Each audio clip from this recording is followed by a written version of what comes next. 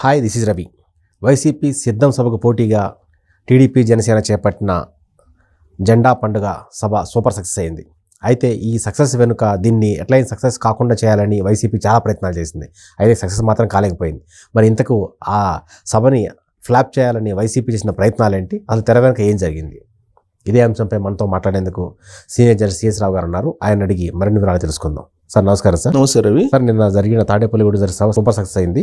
అయితే ఈ సభని ఆపడానికి వైసీపీ ప్రభుత్వం ఎన్ని చేయాలో అన్నీ చేసింది. కానీ ఏది అంటే జనాదరణ ముందు వైసీపీ కుయుక్తులేమి వర్కౌట్ కాలేదు. సో ఇంతకీ వైసీపీ ఏం చేసింది, ఈ సభని ఆపడానికి ఎలాంటి ప్రయత్నాలు చేసింది? సో ఒకటి రవి, 26 సంవత్సరాల నుంచి నేను జర్నలిజంలో ఉన్నాను. దాదాపు 5-6 ఎన్నికలకి డైరెక్ట్గా క్షేత్రస్థాయిలో నేను ఒక 3 ఎన్నికలను చూశాను. తర్వాత రాష్ట్ర స్థాయిలో కోఆర్డినేట్ చేసుకొని మిగతా ఎన్నికలను నేను ఫాలో అవుతూ ఉన్నాను. కానీ ఏ ఎన్నికల ముందు చూడనటువంటి పరిణామాలను ఇప్పుడు ఆంధ్రప్రదేశ్లో చూస్తున్నాం. ఏంటి అవేనంటే, సాధారణంగా ఎన్నికల సమయంలో కానీ ఎన్నికల ముందు కానీ సభలు పెట్టుకోవటం, రోడ్ షోలు నిర్వహించడం ఇవన్నీ సర్వసాధారణం. కానీ ఎప్పుడు కూడా అధికారంలో ఉన్నటువంటి పార్టీ ప్రతిపక్షంలో ఉన్నటువంటి పార్టీని సభలు పెట్టుకోనివ్వకుండా, లేదంటే సభలను ఫెయిల్ చేయాలని చెప్పి ప్రయత్నాలు పెద్దగా జరగలేదు.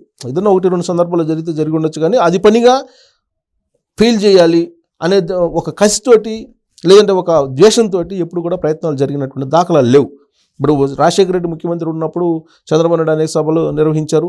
చంద్రబాబు నాయుడు అధికారంలో ఉన్నప్పుడు రాజశేఖర రెడ్డి పాదయాత్ర చేశారు, జగన్మోహన్ రెడ్డి పాదయాత్ర చేశారు, సభలు పెట్టుకున్నారు. ఇవన్నీ చూసాం మనం.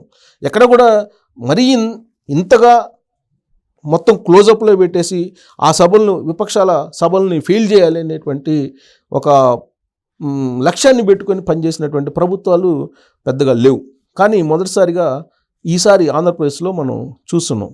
ఎందుకనంటే, సాధారణంగా సభలు పెట్టుకోవచ్చు, ఎవరు బలాలను నిరూపించుకునేదానికి పోటాపోటీగా సభలు పెట్టుకుంటారు, జనాన్ని తరలిస్తారు. ఇవన్నీ చూస్తున్నాం. జగన్మోహన్ రెడ్డి సిద్ధం సభలు పెట్టారు.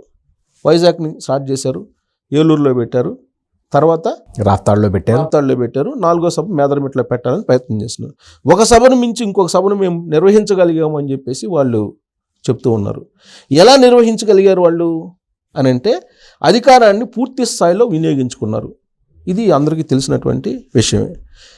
ప్రైవేటు బస్సులు, ప్రైవేట్ స్కూల్ బస్సులు, ప్రైవేటు బస్సులు, ఆర్టీసీ బస్సులు, ప్రైవేటు వాహనాలు, ఆర్టీఏ వాళ్ళ ద్వారా ఆర్టీఏ అధికారులు బలవంతం చేసి తరలించినటువంటి సందర్భాలు మనం చూస్తున్నాం.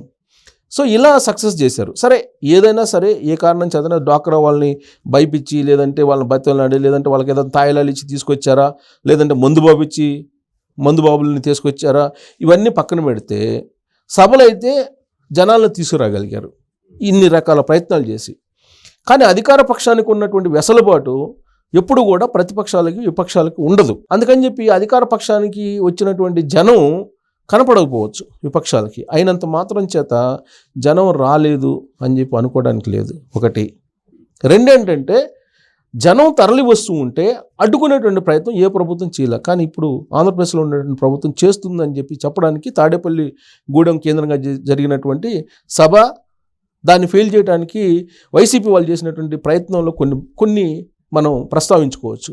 ఏంటి కొన్ని అని అంటే, స్కూల్ బస్సులను ఇవ్వలేదు, ఓకే, ఆర్టీసీ బస్సులను ఇవ్వడానికి లేదని చెప్పి ఆదేశాలు జారీ చేశారు.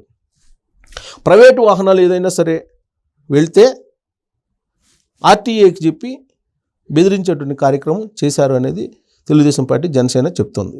వీటితో పాటు పబ్లిక్ ఎవరైనా వెళ్తే వాలంటీర్ల ద్వారా ఐడెంటిఫై చేసి మీకు అందుతున్నటువంటి సంక్షేమ పథకాలను మేము కట్ చేస్తామని చెప్పి వాళ్ళ మీద బెదిరింపులు దిగటం, ఇవన్నీ రకరకాల ప్రయత్నాలు చేసి ప్రతిపక్షాలు విపక్షాలు చేసినటువంటి సభని ఫెయిల్ చేయాలనేటువంటి ప్రయత్నం చేశారు. ఇంత చేసినప్పటికీ కూడా తాడేపల్లిగూడెం వేదికగా జరిగినటువంటి జెండా సభ సక్సెస్ అయ్యింది.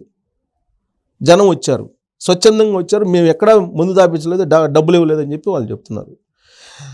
అదే సిద్ధం సభలకి మనకి సోషల్ మీడియాలో కూడా మీమ్స్ వస్తున్నాయి. ముందు ఫ్రీగా కావాలంటే మీరు సిద్ధం సభలకు రండి అని చెప్పి. అవును, సిద్ధం సభలు సక్సెస్ అయ్యని చెప్పి జగన్మోహన్ రెడ్డి చెప్తున్నారు.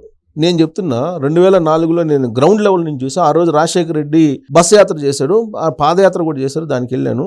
ఆ రోజున రాజశేఖర రెడ్డి పాదయాత్రకి కానీ లేదా బస్సు యాత్రకి కానీ చంద్రబాబు నాయుడు సభలతో పోల్చుకుంటే చాలా బలహీనంగా కనిపించాయి ఆ రోజు.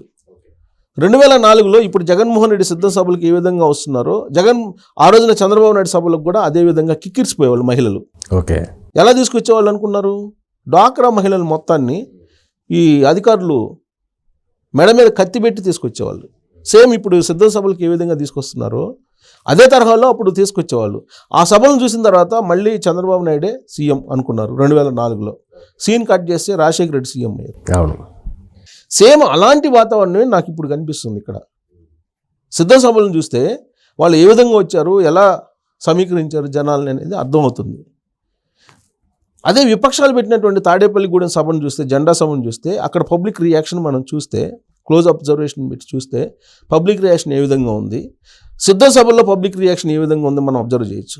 సిద్ధం సభల్లో ఒక ఏర్పాటు చేసినటువంటి కొంతమంది టీమ్స్ని అక్కడక్కడ ఏర్పాటు చేసి ఐపాక్ సంబంధించినటువంటి కొంతమంది ఒక వ్యూహాత్మకంగా కొంతమంది యువకుల్ని పెట్టి వాళ్ళకి ఈ స్టిక్కర్స్ వేసి తర్వాత ఈ జగన్మోహన్ రెడ్డి బొమ్మలు అవన్నీ వేస్తారు కదా. సో అవన్నీ వేసి మీరు అబ్జర్వ్ చేస్తే కొన్ని పర్టికులర్ టీమ్స్ మాత్రమే కనిపిస్తాయి. 3 సిద్ధ సభలు గమనిస్తే క్లోజ్గా గమనించండి.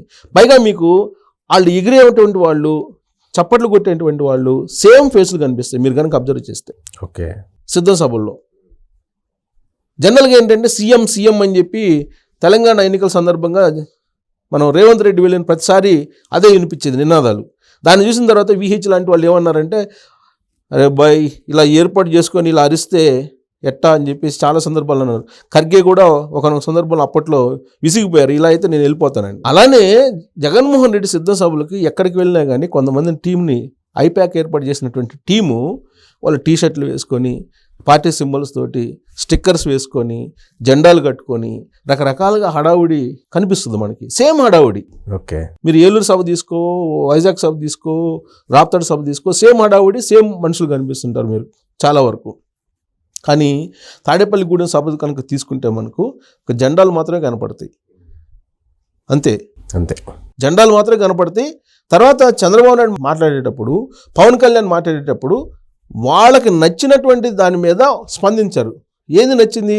జగన్మోహన్ రెడ్డి పరిపాలన, ఇసుక సిండికేటు, మద్యం సిండికేటు, భూములకు సంబంధించినటువంటి కబ్జాలు, వీటిని ప్రస్తావించినప్పుడు వాళ్ళ నుంచి వచ్చినటువంటి స్పందనని గమనించవచ్చు. కావాలంటే వీడియో మళ్ళీ రిపీట్ చేసుకొని చూడొచ్చు. అంటే స్వచ్ఛందంగా వచ్చారా అంటే పూర్తిగా స్వచ్ఛందంగా రాకపోవచ్చు. మనం స్వచ్ఛందంగా వచ్చారు తాడేపల్లిగూడెం సభకు అని చెప్పి కూడా చెప్పడానికి లేదు పూర్తిగా. కానీ జగన్మోహన్ రెడ్డి వైఎస్ఆర్ కాంగ్రెస్ పార్టీ పెట్టినంత డబ్బు ఖర్చు దీనికైతే పెట్టల. పైగా పూర్తిగా జనసేన పార్టీ ఏర్పాటు చేసినటువంటి సమావేశం అది, తాడేపల్లిగూడెం సమావేశం.